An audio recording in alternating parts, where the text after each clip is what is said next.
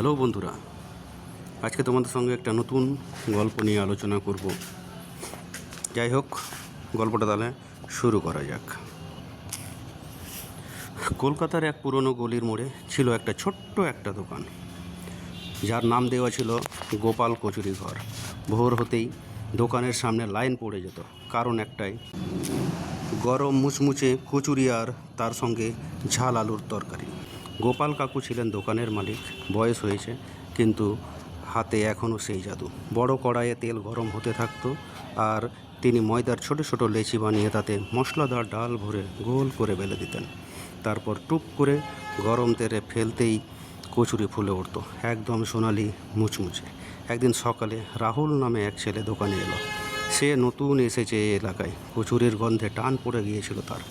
কাকু, একটা প্লেট কচুরি দেবেন? গোপাল কাকু হেসে বললেন, একটা প্লেট দিলে হবে না বাবু, খেয়ে দেখো, আরও চাইবে। রাহুল প্রথম কামড় দিতেই অবাক। বাইরে মুচমুচে, ভেতরে নরম আর মশলাদার, পুরো একদম স্বর্গীয় স্বাদ। সে বলল, কাকু আপনি কিভাবে এত ভালো করে বানান? গোপাল কাকু একটু চুপ করে থেকে বললেন, এই দোকানটা আমার বাবার। ছোটোবেলায় ওনার কাছেই শিখেছি। উনি বলতেন, খাবার শুধু পেট ভরার জন্য না, মানুষের মুখে হাসি ফোটানোর জন্য। দিন গড়াতে রাহুল প্রায় প্রতিদিনই আসতে লাগলো। একদিন সে দেখলো গোপাল কাকু খুব ক্লান্ত। তখন সে নিজেই এগিয়ে এসে সাহায্য করতে লাগলো। কচুরি বেলা, পরিবেশন করা, গ্রাহকদের সঙ্গে কথা বলা। ধীরে ধীরে দোকানটা যেন তার নতুন প্রাণ পেল। গোপাল কাকু বললেন, দেখছো রাহুল, কচুরির স্বাদ শুধু মশলায় নয়, ভালোবাসায়। সেই থেকে গোপাল কচুরি ঘর শুধু একটা দোকান রইল না, হয়ে উঠল একটা টুকরো গল্প।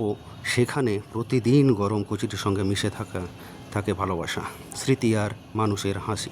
রাহুলের আসা যাওয়া বাড়তেই থাকলো, আর গোপাল কচুরি ঘর একসঙ্গে তার এক অদ্ভুত সম্পর্ক তৈরি হয়ে গেল। শুধু খেতে নয়, সে এই দোকানেরই একজন হয়ে উঠেছিল।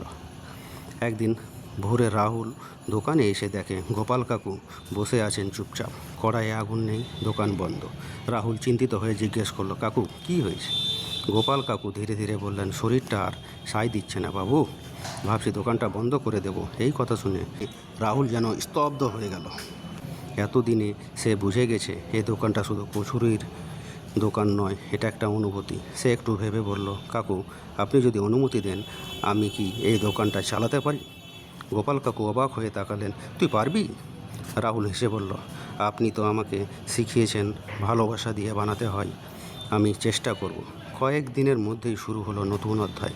গোপাল কাকু পাশে বসে রাহুলকে সব শিখিয়ে দিতে লাগলেন, ঠিক কতটা তেল গরম হলে কচুরি ফেলতে হয়, কিভাবে পুরের মশলা মেশাতে হয়, আর সবচেয়ে বড় কথা, গ্রাহকদের কিভাবে আপন করে নিতে হয়। ধীরে ধীরে রাহুলের হাতেও সেই জাদু চলে এলো। লোকজন বলতো, স্বাদটা তো আগেরই মতো আছে। গোপাল কাকুর চোখে তখন তৃপ্তির হাসি ফুটত। কিছুদিন পর একদিন সকালে দোকানের সামনে একটা সাইনবোর্ড লাগানো হলো, গোপাল কচুরি ঘর।